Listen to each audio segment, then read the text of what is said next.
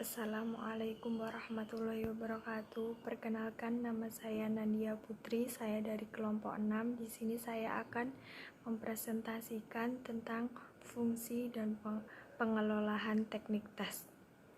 Teknik tes ialah suatu teknik dalam evaluasi yang digunakan untuk mengetahui hasil belajar peserta didik dengan mempergunakan alat tes.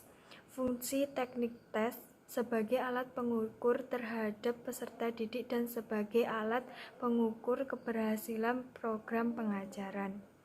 Assalamualaikum warahmatullahi wabarakatuh. Saya Naaf U Anurun, NIM 201200146, akan meneruskan presentasi, yaitu pengertian instrumen penilaian. Instrumen penilaian merupakan alat bantu untuk mengumpulkan data atau informasi. Evaluasi adalah kegiatan untuk mengumpulkan informasi tentang bekerjanya sesuatu. Selanjutnya, informasi tersebut digunakan untuk menentukan alternatif yang tepat dalam mengambil keputusan. Evaluasi sebagai proses penetapan nilai yang berkaitan dengan kinerja dan hasil kerja mahasiswa atau peserta didik. Evaluasi merupakan proses penentu informasi yang diperlukan untuk mengumpulkan serta menggunakan informasi tersebut untuk melakukan pertimbangan sebelum adanya keputusan. Dan yang selanjutnya adalah bentuk-bentuk instrumen tes. Instrumen tes dibedakan menjadi dua, yaitu tes objektif dan tes non-objektif.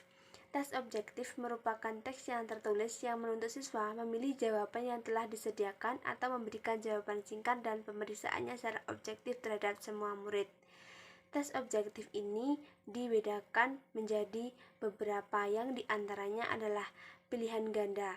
Tes pilihan ganda merupakan tes objektif yang menyajikan soal dan beberapa pilihan jawaban yang hanya ada satu jawaban yang benar. Dan yang kedua adalah pilihan benar dan salah. Bentuk tes benar dan salah adalah soal yang mengandung dua kemungkinan jawaban, yaitu benar atau salah. Fungsi bentuk soal benar atau salah adalah untuk mengukur kemampuan peserta didik untuk membedakan fakta dan pendapat. Bentuk soal ini hanya digunakan untuk mengukur kemampuan mengidentifikasi informasi berdasarkan hubungan yang sederhana. Yang ketiga adalah menjodohkan. Tes yang menjodohkan yaitu bentuk tes yang terdiri dari kumpulan soal dan kumpulan jawaban, yang keduanya dikumpulkan pada dua kolom yang berbeda. Di sini tugas murid ialah mencari dan menempatkan jawaban-jawaban sehingga sesuai atau cocok dengan pertanyaan peserta didik dalam mengidentifikasi informasi berdasarkan hubungan yang sederhana dan kemampuan hubungan antara dua hal. Dan yang keempat adalah isian singkat. Tes isian singkat adalah teks yang ditandai dengan adanya jawaban pada tempat kosong yang disediakan oleh guru untuk menulis jawaban dengan singkat dan sesuai dengan petunjuk. Dan yang kedua adalah tes non-objektif.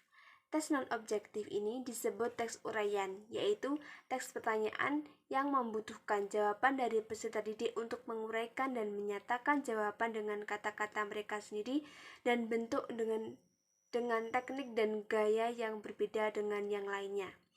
Bentuk tes ini dibagi menjadi dua, yaitu uraian terbatas dan uraian bebas.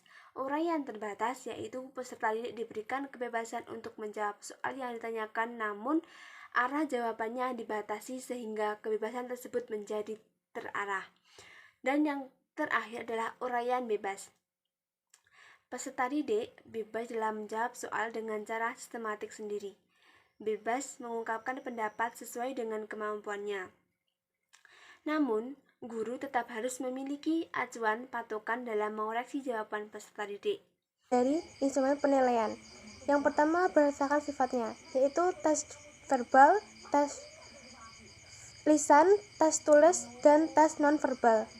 Dan yang kedua ada tes berdasarkan tujuan. Yang pertama ada tes bakat, tes integrasi, tes progresi, tes diagnotis, tes sikap, dan tes mirat. Selanjutnya ada pengembangan berdasarkan pembuatan, yaitu tes terstandarisasi dan buatan guru. Sekian yang dapat saya sampaikan. Apabila ada salah kata, mohon maaf. Wabillahi taufiq wal hidayah.